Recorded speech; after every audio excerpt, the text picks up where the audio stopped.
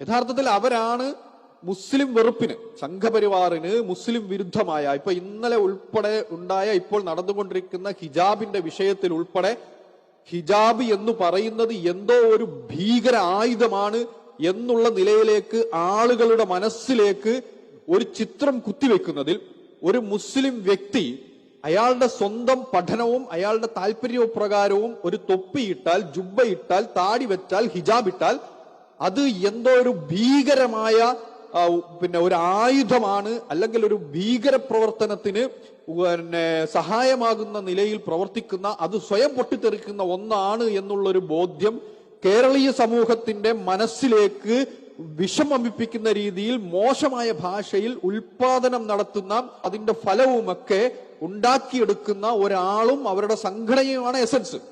ആ എസൻസിന്റെ ഏതോ ഇന്റർനാഷണൽ പരിപാടിയാണ് ഇന്ന് നടക്കുന്നത് എന്നുള്ളതാണ് അവരുടെ പ്രചരണം.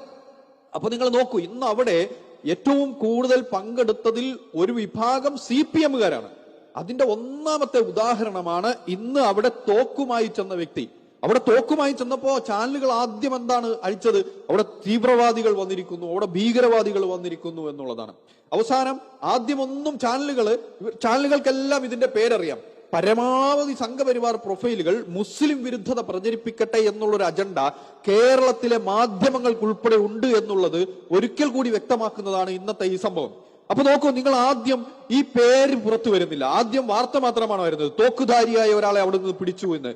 ഏത് വാർത്തയുടെയും ഉത്ഭവം പോലീസിൽ നിന്നാണ് എന്നുണ്ടെങ്കിൽ തുടക്കത്തിൽ തന്നെ ആ പേരുൾപ്പെടെ ആയിരിക്കും മീഡിയക്ക് കിട്ടുന്നത്. പക്ഷെ മീഡിയ മറച്ചു വെച്ചുകൊണ്ട് ആ വാർത്തയെ പുറത്തു വിടുകയാണ്. അത് വാർത്ത പുറത്തു വന്നപ്പോൾ എന്താ സംഭവിക്കുന്നത്? ആ പേര് പുറത്തു വന്നപ്പോൾ എന്താ സംഭവിക്കുന്നത്? ആ പേര് അജീഷ് എന്നുള്ള പേരാകുന്നു, ആ പേര് മുസ്ലിം അല്ലാത്ത ആളാകുന്നു. ആ വാർത്ത പതിയെ പതിയെ പതിയെ പതിയെ ആ വാർത്ത കില്ല് ചെയ്യപ്പെടുന്നു. പക്ഷെ അവിടെ നോക്കൂ നിങ്ങൾ, ആ അജീഷ് എന്ന് പറയുന്ന ആരാണ്? CPM-ന്റെ നേതാവായ ഒരാൾ വെട്ടിക്കൊന്നതിന്റെ ഭാഗമായിട്ട് പോലീസിന്റെ ലിസ്റ്റിലെ ഒന്നാമത്തെ സാക്ഷിയാണ് ഈ അജീഷ്. അതായത് 100% CPM-കാരൻ, CPM-ന്റെ ബ്രാഞ്ച് മെമ്പറായി വർക്ക് ചെയ്യുന്ന, CPM-ന്റെ താഴെ ലെവലിലുള്ള ആ പ്രദേശത്തെ ഏറ്റവും ഉന്നതനായ CPM നേതാവാണ് ഈ അജീഷ്. അപ്പൊ നിങ്ങൾ നോക്കൂ, മുസ്ലിം വംശീയ വെറുപ്പുൽപാദിപ്പിക്കുന്ന സംഘപരിവാറിന്റെ പ്ലാറ്റ്ഫോമിലേക്ക് പോകുന്നത് ആരാണ്? ഇവിടുത്തെ CPM-കാരാണ്.